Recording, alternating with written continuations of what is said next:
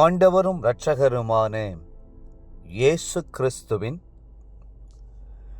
ஈடு இணையற்ற நாமத்தில் அன்றன்றுள்ளப்பம் வாசகர்களுக்கு எங்கள் அன்பின் வாழ்த்துக்கள்.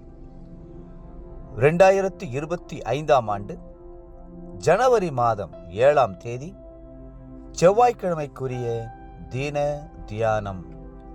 இன்றைய தலைப்பு கற்களை பொறுக்கி. ஏசாயா 5:2 சொல்லுகிறது, அவர் அதை வேலி அடைத்து அதிலுள்ள கற்களை பொறுக்கி.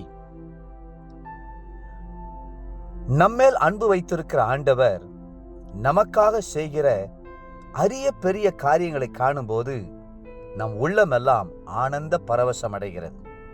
ஆம், கர்த்தர் நம்மை செழிப்பான மேட்டுக்கு கொண்டு வந்தார். தம்முடைய இரத்தத்தினாலே வேலி அடைத்தார்.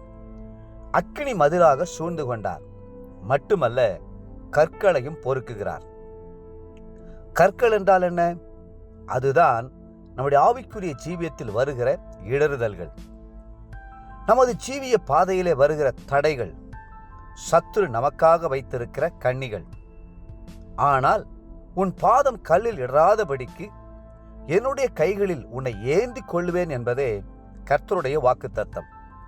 சாத்தான் கொண்டு வருகிற எல்லா இடறுதலுக்கும், உங்கள் கால்களுக்கு வைக்கப்பட்டிருக்கிற சகல கன்னிகளுக்கும் விலக்கி பாதுகாக்க நம் ஆண்டவர் வல்லவராய் இருக்கிறார்.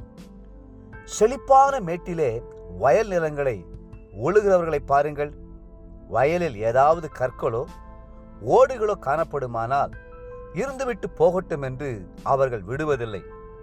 உழுது கொண்டிருக்கும் போதே அவைகளை பொறுக்கி தங்கள் நிலத்திலிருந்து அகற்றி விடுகிறார்கள். நிலத்திற்குள் கல் இருக்குமானால் செடிகள் ஆழமாய் வேறுவிட முடியாது. அந்த கற்கள் செடிகள் வளருவதை தடுக்கின்றன. நமது வாழ்வில் இடைபடும் கற்கள் எவை?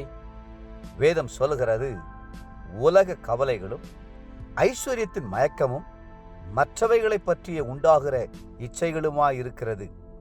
மார்க் 4:18. இன்னும் கண்களின் இச்சை, மாம்சத்தின் இச்சை, ஜீவனத்தின் பெருமை ஆகியவைகளும் ஆவிக்குரிய ஜீவியத்தை தடுக்கிற தடை கற்களாய் இருந்து கொண்டு கர்த்தருக்குள் ஆழமாய் வேறுவிட முடியாதபடி தடுக்கின்றன. கர்த்தரே இந்த கற்களை பொறுக்கும்படி சித்தமானார். சிலருடைய வாழ்க்கையில் எரிச்சலின் கற்கள் கிடக்கின்றன. அவர்கள் எதற்கெடுத்தாலும் முறுமுறுப்பார்கள். எல்லாவற்றிலும் குறை கண்டுபிடித்து எரிந்து விடுவார்கள். வேறு சிலருடைய வாழ்க்கையில் கோபத்தின் கற்கள் கிடக்கின்றன. காரணமில்லாமல் கோபப்பட்டு மன சமாதானத்தை இழந்து விடுகிறார்கள். இன்னும் சிலருடைய வாழ்க்கையில் உலக ஆடம்பரங்களும், உலக ஆசாபாசங்களும், உலக சிநேகிதங்களும், பொய், களவு, புறங்கூறுதல், வீண் வாக்குவாதங்கள் போன்றவையும் கற்களாய் கிடக்கின்றன. அப்படிப்பட்டவர்களால் வாழ்க்கையில் உன்னதமான ஆவிக்குரிய அனுபவங்களை பெற முடிவதில்லை. கர்த்தர் இந்த கற்களையெல்லாம் உங்கள் வாழ்க்கையிலிருந்து பொறுக்கி எடுக்க விரும்புகிறார்.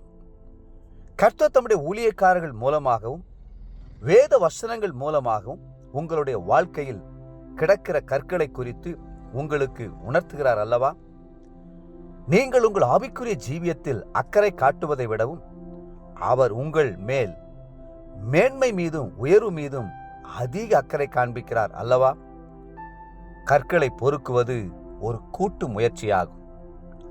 தேவ பிள்ளைகளே, நீங்களும் கர்த்தரும் இணைந்து உங்கள் வாழ்க்கையில் உள்ள சகல தடை கற்களையும் உறுதியாக அப்புறப்படுத்துவீர்களாக.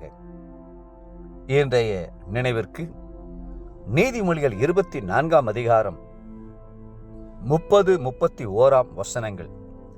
சோம்பேறியின் வயலையும் மதியனுடைய திராட்சை தோட்டத்தையும் கடந்து போனேன், இதோ அதெல்லாம் முள்ளுக்காடாயிருந்தது. இன்றைய வேத வாசிப்பு காலை ஆதியாகமம் 18 மற்றும் 19ஆம் அதிகாரங்கள், மாலை மத்தேயு 6ஆம் அதிகாரம் 1-18 வசனம் முடிய.